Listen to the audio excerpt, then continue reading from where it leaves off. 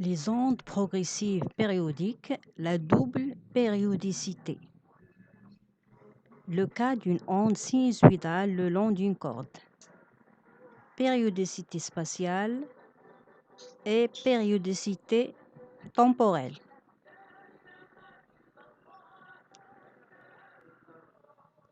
Considérons que l'on crée à l'aide d'un vibreur en un point S une onde progressive sinusoïdale.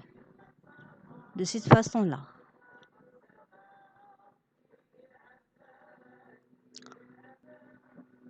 La périodicité dans l'espace revient donc à fixer ou à prendre une photo de la corde à un instant T. Donc voilà. Le temps T fixé, voici une photo de la corde. L'élongation Y de chaque point dépend de sa position X sur la corde.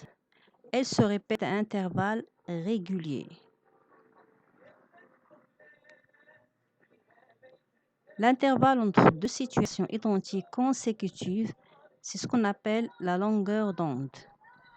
On va montrer alors la longueur d'onde lambda. Donc, c'est la distance entre deux points, ou plutôt entre deux situations identiques consécutives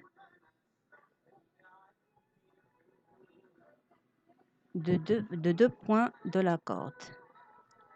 Donc, lambda caractérise donc la périodicité dans l'espace. Si maintenant on fixe un point de la corde,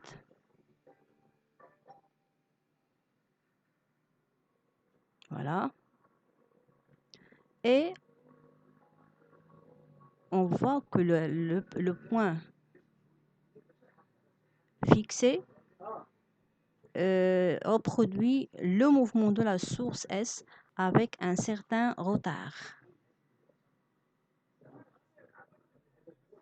Donc, vous voyez donc que le point fixé, il reproduit bien le mouvement de la source S, voilà, mais avec un certain retard. C'est la distance entre le point S et le point choisi.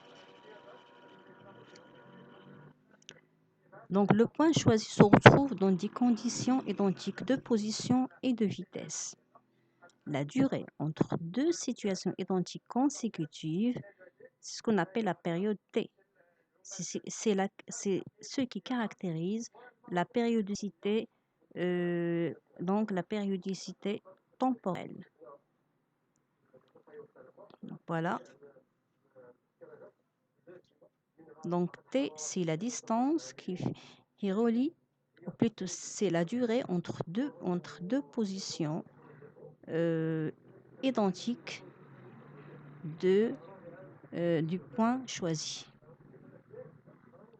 Donc c'est la différence, c'est maintenant qu'on a su c'est quoi la différence entre la périodicité dans l'espace et la périodicité dans le temps. Et à très bientôt.